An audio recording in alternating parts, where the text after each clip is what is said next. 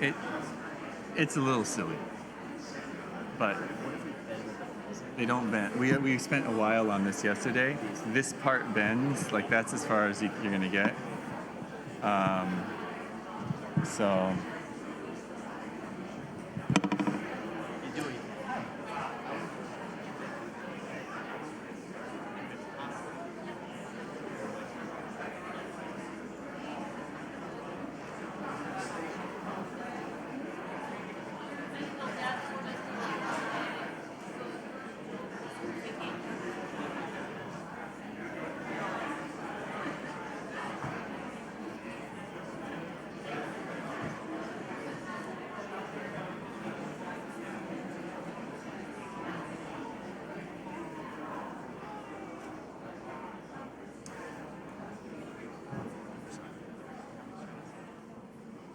Everyone, thanks so much for being here. Before we get started, I don't know if these are on.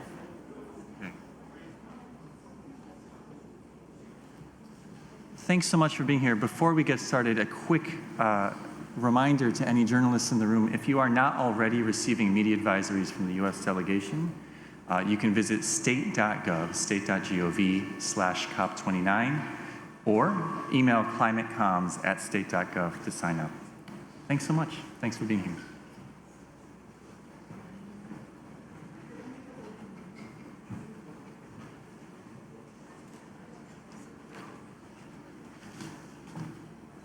Good afternoon, everyone. And for those of you who might have wandered into the wrong room, I'm John Podesta. I'm going to speak for a few minutes, and then I'm going to take some questions from the press. But I want to start by recognizing our wonderful ambassador to Azerbaijan, Mark Libby, who's sitting up here in the front row. We have a big team. Jane Nishita's here from EPA. We have my colleagues from SPEC.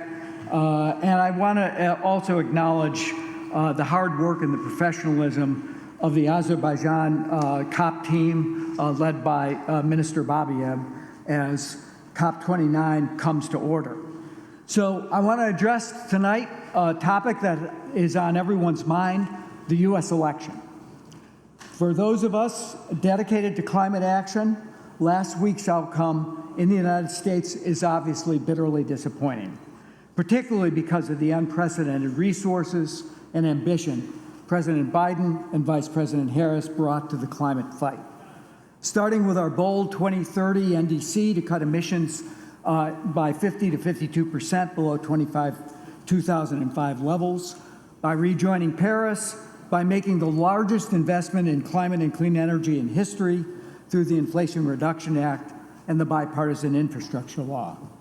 The President's commitment to quadruple international climate funds from the United States to $11 billion per year. It is clear that the next administration will try to take a U-turn and reverse much of this progress. And of course, I'm keenly aware of the disappointment that the United States has at times caused the parties of the climate regime who have lived through a pattern of strong, engaged, effective U.S. leadership, followed by sudden disengagement after a U.S. presidential election. And I know that this disappointment is more difficult to tolerate as the dangers we face grow ever more catastrophic. But that is the reality. In January, we're going to inaugurate a president whose relationship to climate change is captured by the words hoax and fossil fuels. He's vowed to dismantle our environmental safeguards and once again withdraw the United States from the Paris Agreement. That is what he has said, and we should believe him. The United States is a democracy, and in a democracy, the will of the people prevails. Our administration is working with the incoming administration to ensure a peaceful and orderly transition of power. But what I want to tell you today is that while the United States federal government under Donald Trump may put climate action on the back burner, the work to contain climate change is going to continue in the United States with commitment and passion and belief. As President Biden said in the Rose Garden last week, setbacks are unavoidable, but giving up is unforgivable. This is not the end of our fight for a cleaner, safer planet. Facts are still facts. Science is still science. The fight is bigger than one election, one political cycle, in one country. This fight is bigger still because we are all living through a year defined by the climate crisis in every country of the world. July 22nd was the hottest day in recorded history. The consequences of living on a rapidly warming planet are all around us, and not just in collapsing coral reefs and melting ice sheets. It's had devastating impact on people's lives. This fall, Hurricane Helene and Milton slammed into the southeastern United States, killing hundreds and cutting off power and water in communities for weeks. The worst drought in decades in southern Africa is putting 20 million children at risk of malnutrition and even starvation. Wildfires and drought are ravaging the Amazon and the Pantanal, destroying indigenous communities and burning up an area the size of Switzerland. Catastrophic floods in Spain just 2 weeks ago poured a year's worth of rain in a single day. In Asia, in September, supercharged Typhoon Yagi killed hundreds and caused $16 billion in damages from the Philippines to Myanmar. None of this is a hoax. It is real. It's a matter of life and death. Fortunately, many in our country and around the world are working to prepare the world for this new reality and to mitigate the most catastrophic effects of climate change. From day one, President Biden and Vice President Harris built a climate team to work with partners around the world to build strong, sustainable, equitable economies. We sought to open up finance for developing economies to accelerate their own clean energy transitions. We saw a gap between clean energy supply and anticipated demand and sought to close it. And our global partners know that addressing the climate crisis also bolsters their own national security and global security while creating jobs, new industries, and new opportunities. The United States has been the world's partner in these efforts for 4 years. That remains our mission. For example, the Inflation Reduction Act is unleashing a clean energy boom in America that's boosting innovation and lowering costs for clean energy technology by as much as 25%. That helps speed deployment of clean energy, not just in the US, but across the globe, slashing emissions everywhere. As a result, the Rhodium Group found that for every ton of carbon pollution in America, reduced in America because of the IRA, it will drive reductions of up to 2.9 tons outside the United States.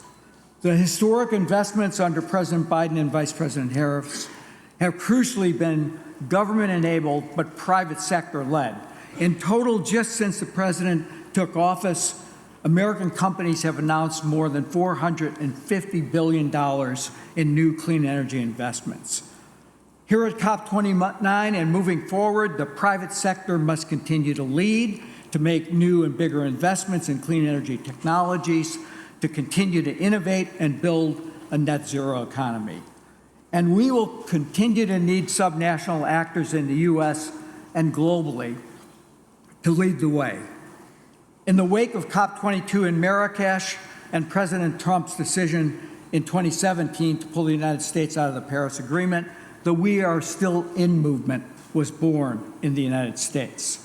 It has now grown into the most expansive coalition ever assembled in support of US climate action, with more than 5,000 states, businesses, local governments, tribal nations, universities, and more. And this year's COP, we expect to see representation from many of these leaders, as well as several states and cities, and a bipartisan group from the US Congress.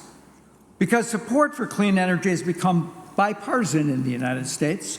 You might not know that by reading the newspapers, but it has. 57% of new clean energy jobs created since the Inflation Reduction Act passed are located in congressional districts represented by Republicans. Those jobs come from over 350 new clean energy projects, totaling $286 billion in investments. Many Republicans, especially governors, know all this activity is a good thing for their districts, states, and for their economies. Governor Henry McMaster of South Carolina, Governor Kevin Stitt in Oklahoma, for example, have welcomed clean energy investments for many years, from the EV supply chain to the solar supply chain. And earlier this year, 18 House Republicans wrote a letter to Speaker Mike Johnson urging him not to repeal the IRA's clean energy tax credits. The letter says a full repeal would create a worst-case scenario where we would have spent billions of taxpayer dollars and received next to nothing in return.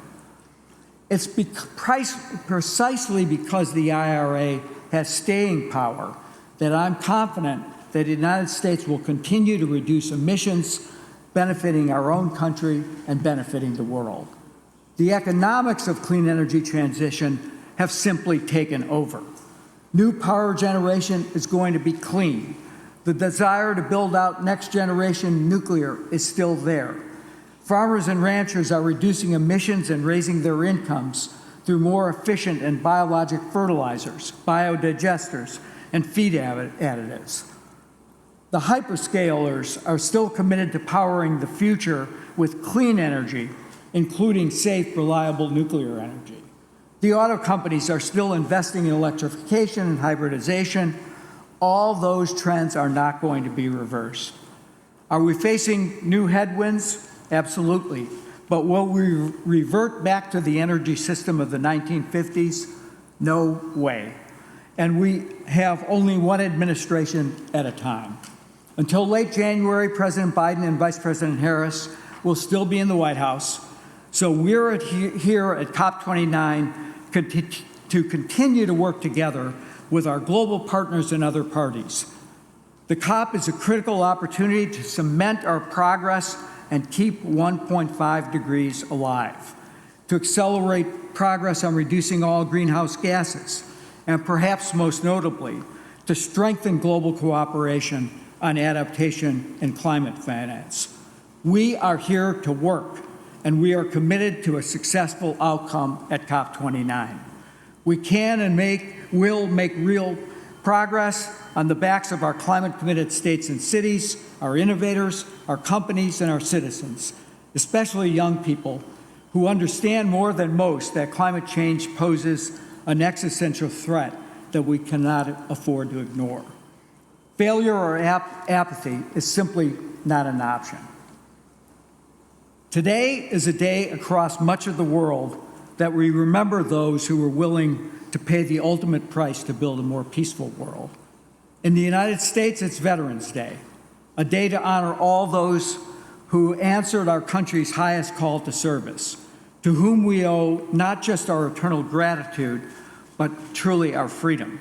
We owe it to them and to all people who care about the future of this planet to make the most of these next 2 weeks and to make sure we have a successful outcome.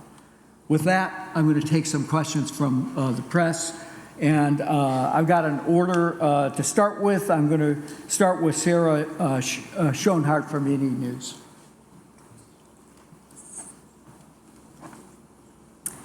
Hi, thank you so much for taking questions. Thank you for addressing us.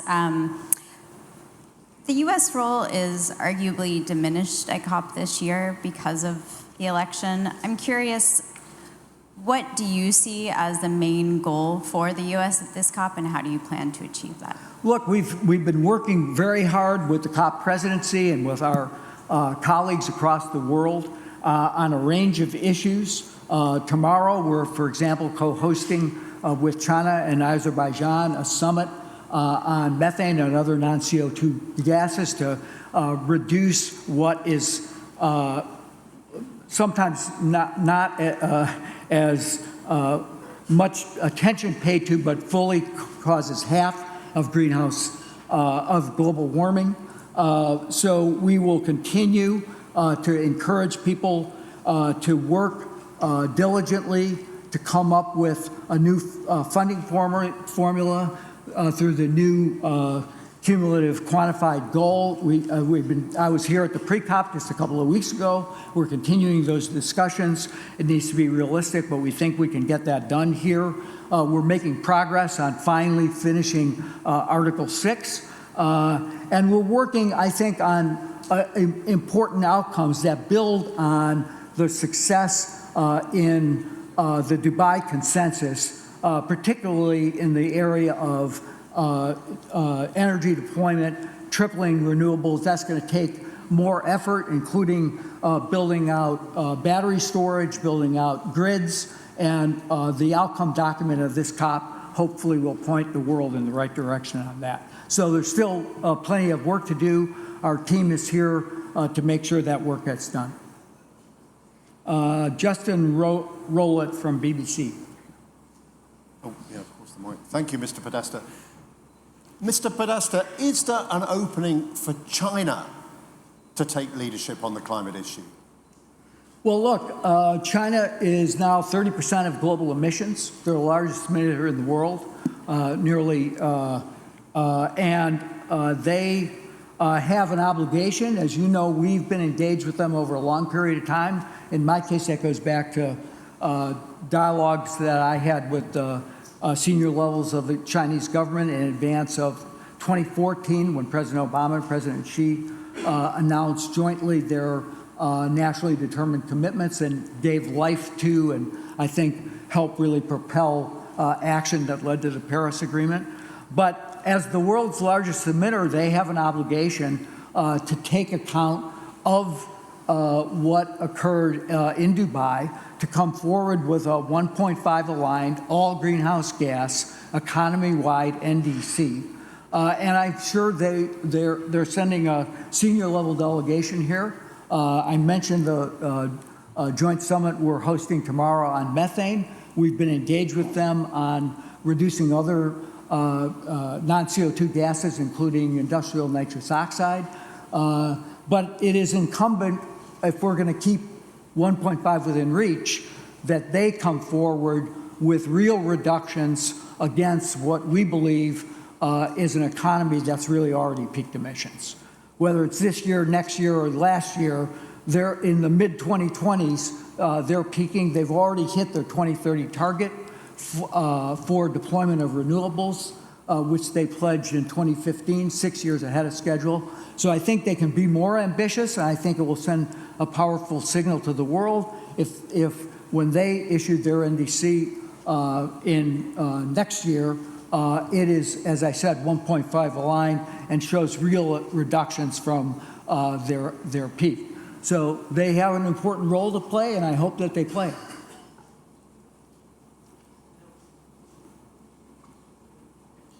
I'm sorry. Jake Biddle from Grist. Thank you, Mr. Podesta. On the New Collective Quantified goal, there are proposals from Canada and Switzerland to enlarge the donor base by including countries with a certain level of GNI or per capita emissions. I'm wondering what the U.S.'s position on those proposals are, and if an expanded donor base is a condition for U.S. support of the goal. Look, we've felt that an expanded donor base has been long warranted. We've argued that in the run-up to COP. There are capable parties. This is not 1992 in terms of the economic structure of the world. We also already see a number of parties who are providing climate finance, including China, and we think it's time to take account of those contributions through their contributions to multilateral development banks and other forms of cooperation, so that both the quantum is serious and people are accountable to make sure, particularly the large emitters, to make sure that developing countries can have the financing they need for both adaptation and mitigation.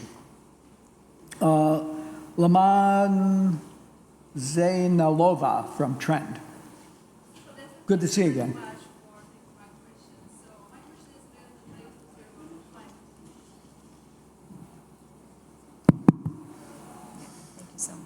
My question is related to climate financing issue. So climate financing has been a real challenge to achieve. And in this regard, especially, it has been a challenge for least developed countries and also small island countries. Which commitments and improvements do you expect to achieve at COP29 in terms of simplifying the access to financing, especially for those countries, in order to help them to adapt and also to fight climate action? I think that's an extremely important question, and I think one that the United States has been clearly focused on to make sure that the least developed economies, the small island states, other fragile states have access to climate finance. We spent a lot of time talking about the quantum of what, from $100 billion up, what's the quantum of the support layer of the NCQG. But there's also very important work that needs to be done to improve access to financing, the so-called qualitative elements of the NCQG. And I think that we've been engaged with international financial institutions, including the climate funds, to make sure that they simplify their processes, that they give the assistance that's necessary to make sure that those countries and those economies can access those funds. Often, even in where there's a capacity to have support for the process. The process itself is so encumbered that particularly smaller countries can't access it. So it's something that we think is a critical element of the negotiations, and hopefully in that, as we move to try to frame the final version of the new NCQG, equal attention will be paid on the qualitative elements so that access is for once and for all available across the globe. VJV from The Economist. Hi, thank you for your comments today. I wanted to ask, in the time you have remaining, what are the most important things that you think you can do to Trump-proof your accomplishments of the Biden administration, and going beyond administrative action as well? Do you think there's a possibility of something like permitting reform, where there is some bipartisan support? Is there any chance in the lame duck, or is that a dead duck? The Congress is just coming back into town tomorrow. I think it'll be a topic how both sides sort that out. I think there is support and bipartisan support in the Senate for moving forward with permitting reform. Whether the House decides it wants to take it up, I can't speculate standing here today. They've been gone for a while, as you know, for the election break. But I think there are a number of issues. We're fully committed to trying to award and obligate the funds that were available through the Inflation Reduction Act. We have already awarded $98 billion. That's about 88% of the money that's available in the fiscal years available to us. We're committed to moving forward and getting more of that done. We're also one of the, I wear both hats because I still sit and help drive the domestic implementation of the IRA. We have some important tax guidance that needs to be put out, particularly on the carbon, on the technology neutral production and investment tax credits for clean energy production, for clean hydrogen, and a couple of other tax credits. So we're finalizing those rules. And in the meantime, we're also trying to work, as I said, with our state and local partners. As I was walking in to the room, I saw Wade Crowfoot from the state of California, who's here representing the governor. We're working with them to make sure that we're listening to their needs about what they're trying to get done. So we still have plenty of work to do, and we have, I used to know the exact number, but it's around 72 days, I think, to get it done. So my team back in Washington is hard at work ensuring that we solidify the investments that, as I noted, are powering jobs and investment all across the country, north, south, east, west.